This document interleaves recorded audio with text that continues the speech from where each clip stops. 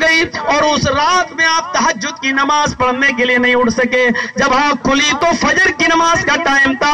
فجر کی نماز پڑھ کے آئے, کہنے لگے عائشہ تم نے چادر کے نیچے کیا بچھا دیا تھا جو مجھے نیند آ گئی؟ فرمایا کچھ نہیں, وہی چادر تھی جو بچھائی تھی, بس اتنا تھا آپ اکھیرا بچھاتے تھے, میں نے دوہرا کر دیا تاکہ تھوڑی سی ملائم ہو جائے, تھوڑی سی نرمی آ جائے.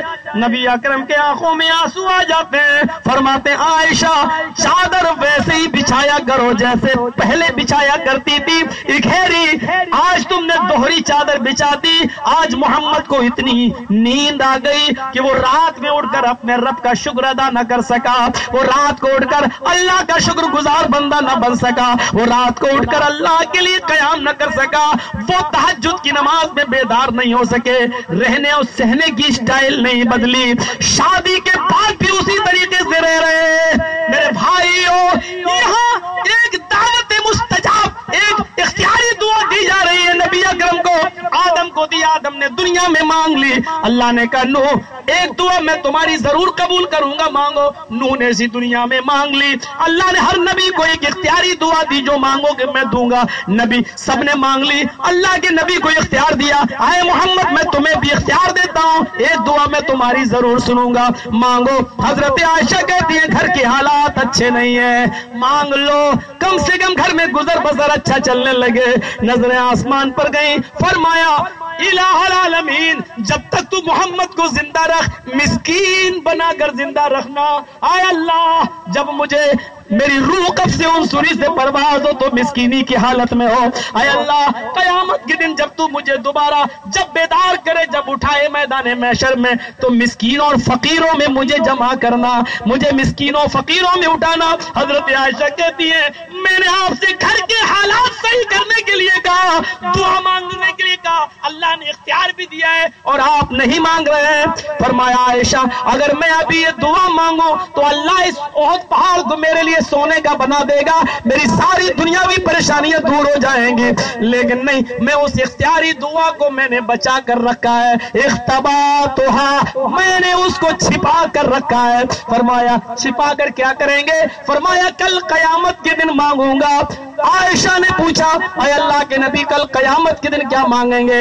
اللہ دنیا میں اختیار دے رہا اور آپ قیامت کے دن. فرمایا عائشہ قیامت کا دن ہوگا, میرے امتی پریشان ہوں گے, نفسا نفسی کا عالم ہوگا, جہنم کے کنارے کھڑے ہوں گے. اللہ کہے گا بتاؤ ان کو جہنم میں ڈال دیا جائے. میں کہوں گا اللہ ایک دعا کا اختیار تو نے مجھے دیا تھا, وہ میں نے دنیا میں نہیں مانگی, وہ دعا میری باقی ہے. اے اللہ آخرت میں مجھے حق دے کہ وہ دعا مانگوں, اور وہ میری باقی ہے دعا, اس کو سننا تیرا فرض ہے, تیرا کام ہے. اللہ کہے گا ہاں اے محمد تم صحیح کہہ رہے ہو, بتاؤ کیا مانگتے ہو؟ میں سجدے میں گر جاؤں گا. اللہ کہے گا ارفع راسک, اے محمد اپنے سر کو اٹھاؤ, میں اپنے سر اٹھاؤں گا. اللہ کہے گا اختیاری دعا ہے میری, جاؤ محمد مانگو کیا مانگتے ہو. عائشہ کہتی ہے اے اللہ کے نبی وہاں آپ کیا مانگیں گے؟ آپ نے فرمایا شفاعۃ لامتی, قیامت کے دن میں کہوں گا اللہ میری امت کو بخش دے, اللہ میری امت کو بخش دے, اللہ ان جہنمیوں کو جنتی بنا دے. پھر یہ اللہ کی مرضی پر موقوف ہے, وہ میری دعا سن لے اور جتنے لوگوں کو چاہے وہ بخش دے. میں نے وہ دعا بچا کے رکھی ہے جو قیامت کے دن میری امت کے کام آئے گی. ایک دعا کا اختیار بھی دیا تو اللہ کے رسول نے اس دعا کو بچا کر رکھ لیا. میرے بھائیوں سادھو ایسا تھا, اس دنیا سے گیا, بس ایک نقشہ کھینچ دیتا ہوں, اس دنیا سے رخصت ہو رہا ہے, سب کچھ ہے, سب کچھ ہے, لیکن سب لٹا دیا. آپ کی روح نکلنے میں, قبض عنصری سے پرواز ہونے میں صرف 3 دن باقی رہ گئے. سوموار کو آپ اللہ کو پیارے ہو گئے, لیکن جمعے کا دن ہے, تکیے کے نیچے ہاتھ پہنچ جاتا ہے 3 درہم. فرمایا عائشہ یہ کیا ہے؟ آپ کی طبیعت ٹھیک نہیں ہے, وقت بے وقت کام آ سکتے ہیں. فرمایا عائشہ اگر میری روح نکل گئی, اللہ کو پیارا ہو گیا اور یہ 3 درہم میرے پاس رہ گئے, تو کل قیامت کے دن میں اپنے رب کو کیا جواب دوں گا؟ میرے رب کو ہم کیا منہ دکھائیں گے؟ خرچ کر دو ان کو. وہ 3 درہم بھی دے دیے. 2 दिन बाकी रह गए इंतकाल में, इस दुनिया से रुखसत होने में। सहाबा किराम को मुखातब करके कहते हैं, ओ मेरे साथियों, यहूदी फला यहूदी के पास मेरी एक ज़िरा है, वो मैंने गिरवी रखी थी। आए साथियों, मैंने उससे 30 सा जौ ले लिया था, ज़िरा देकर 30 सा जौ का मतलब 75 किलो जौ, वो मैंने उससे ले ली थी। और ये शर्त थी, जब मैं तुम्हारी 75 किलो जौ वापस कर दूं तो तुम मेरी ज़िरा दे देना। लेकिन मेरी पूरी जिंदगी गुजर गई, 75 किलो जौ का इंतजाम मेरे पास नहीं हो सका। 75 किलो जौ उस यहूदी को दे देना और उससे वो ज़िरा ले लेना जो तुम्हारे आगे चलकर जंग में लड़ने के काम आएगी। आज आखिरी दिन है। आयशा सिद्दीका की रान के ऊपर सर रखे हुए, होंठ हिलने लगे। हजरत फातिमा आती है, नबी उनको बोसा देते थे, आज उठने की ताकत नहीं है। फातिमा खुद आती है, अपने बाप को बोसा देती है। अल्लाह के नबी अपने हाथों को पानी के बर्तन में डालते हैं, सर पे मलते जा रहे हैं, पानी के बर्तन में डालते हैं, अपने हाथों में मलते जा रहे हैं, अपने जिस्म पे मलते जा रहे हैं, कहते जा रहे हैं, इन्ना लिल मौति सकरात, इन्ना लिल मौति सकरात, इन्ना लिल मौति सकरात। मौत के लिए बड़ी बेचैनियां हैं, मौत के लिए बड़ी दुश्वारियां हैं। हजरत फातिमा ने यह हाल देखा तो रोने लगी, हाय मेरे अब्बू की तकलीफ, वाह कर बाबा को, हाय मेरे अब्बू जान, हाय मेरे अब्बू की तकलीफ।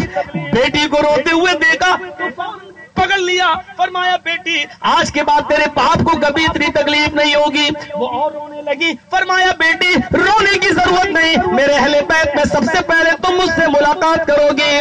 फिर वो और सीने से चिपक गई। अल्लाह के नबी ने उनको गले लगाया और उनके कान में फरमाया, बेटी अभी अभी जिब्रील ने खुशखबरी सुनाई कि फातिमा से कह दो कि अल्लाह ताला ने तुम्हें जन्नत की तमाम औरतों का सरदार बना दिया। फातिमा से कह दो कि अल्लाह ताला ने तुम्हें जन्नत की तमाम औरतों का सरदार बना दिया।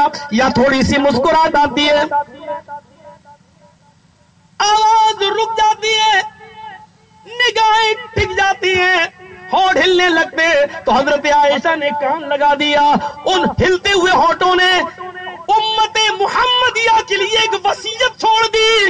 उन हिलते हुए होंठों ने यह गवाही दे दी, आयशा मैं तो इस दुनिया से रुखसत हो रहा हूं, लेकिन मेरा यह आखिरी पैगाम उम्मत में पहुंचा देना, अकीमुस्सला अकीमुस्सला मा मलकत ईमानुकुम। नमाज पढ़ते रहना और अपने मातहतों का ख्याल रखना, नमाज पढ़ते रहना और अपने मातहतों का ख्याल रखना।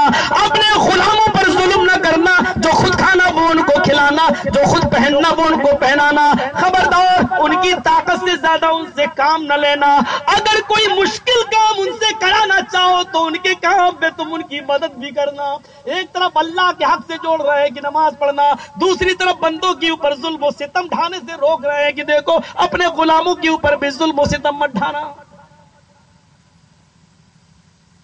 फिर कायनात की नजरों ने देखा, अम्मा आयशा देख रही है, निगाहें टिकी तो टिक्की रह गई हैं, और थोड़ी सी आवाज निकली तो आवाज थोड़ी सी आवाज में जान आई तो इतना कहा, अल्लाहुम्मा बिर्रफीक़िल आला, अल्लाहुम्मा बिर्रफीक़िल आला, अल्लाहुम्मा बिर्रफीक़िल आला। ऐ अल्लाह रफीक़े आला में, ऐ अल्लाह रफीक़े आला में। और इतना कहते हुए अल्लाह के रसूल इस दुनिया से रुखसत हो गए। इस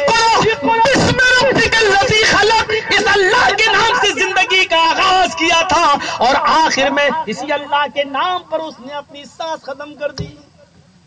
पूरी दुनिया को रोशन करने वाला सूरज हमेशा हमेशा के लिए गुरूब हो गया। मेरे भाइयों, तकरीबन 32 घंटे तक 32 आवर्स, तकरीबन 32 घंटे तक नबी अकरम को दफनाया नहीं गया। लोग आते गए, देखते गए, आते गए, देखते गए। रात का वक्त हो गया। जिन लोगों को दूर से खबर मिली वो दूर से आए। कुछ लोग रात के 12-1-2 बजे के बाद भी आए। ये बड़े दूर से वफद आया था। साधु बतलाना चाहता हूं आपको कि किसको कहते हैं। ये वफद रात में आया, तकरीबन 1 या 2 बजे का टाइम होगा। साहबा باہر بیٹھے ہوئے ہیں، اندر اما عائشہ اور آپ کی اور دوسری بیویاں ہیں. ان لوگوں نے کہا بھی ہم آئے ہیں، ہم بھی نبی کا چہرہ دیکھنا چاہتے ہیں. کہا دستک دو. دروازہ کھٹکھٹایا. اس وفد نے رات کے اندھیرے میں دروازہ کھٹکھٹایا. جب وفد آیا دروازہ کھٹکھٹایا، اما عائشہ نے دروازہ کھولا. ہم بڑی دور سے آئے ہیں، ہمیں دیر سے پتہ چلا ہے، ہم بھی نبی کا چہرہ دیکھنا چاہتے ہیں، آئیے تشریف لائیے. اندر جاتا ہے یہ وفد. اس وفد نے اندر جا کر محمد رسول اللہ کے چہرے کو دیکھا. حضرت عائشہ نے چادر ہٹا دی، چہرہ دکھایا. کہنے لگے اما عائشہ اندھیرے کی وجہ سے ہم شکل صحیح سے نہیں دیکھ پا رہے ہیں، میرے لیے چراغ جلا دو. اما عائشہ چراغ جلا دو تاکہ میں نبی کے چہرے کو آسانی سے دیکھ سکوں، مجھے غور سے دیکھنا ہے. حضرت عائشہ پھوٹ پھوٹ کے رونے لگی. وفد نے کہا رونے کی وجہ بتاؤ. فرمایا تم چراغ جلانے کی بات کر رہے ہو، تمہارے نبی نے ہمارے گھر میں اتنا تیل بھی تو نہیں چھوڑا ہے کہ میں چراغ جلا کر تمہیں تمہارے نبی کی شکل دکھا سکوں، تمہیں تمہارے نبی کا چہرہ دکھلا سکوں.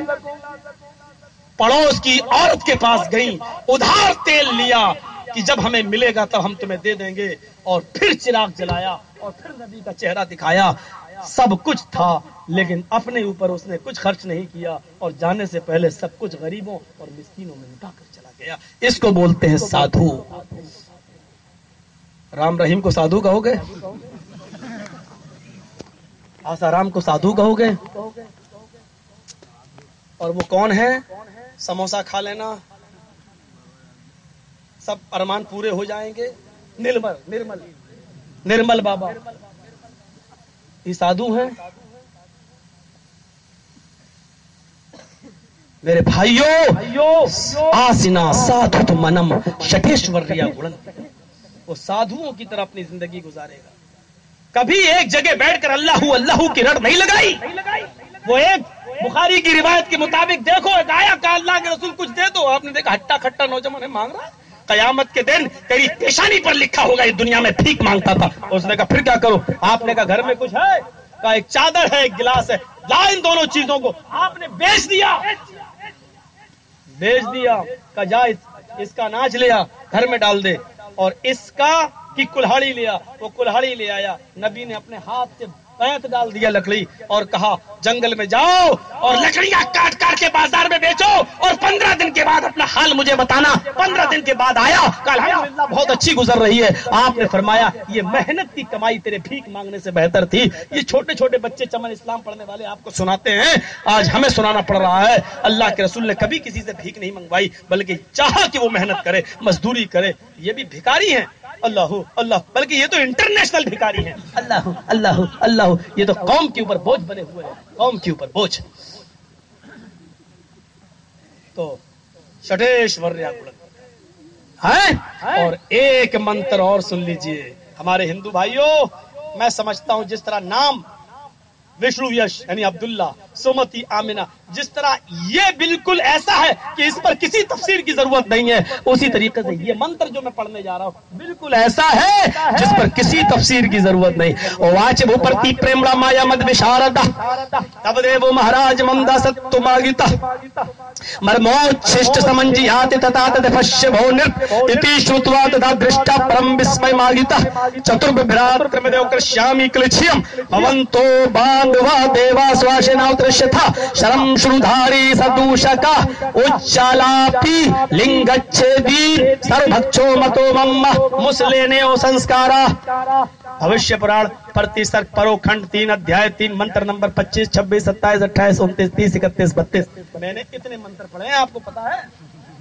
25 26 27 28 29 30 31 32 8 منتر پڑھ ڈالے ابھی.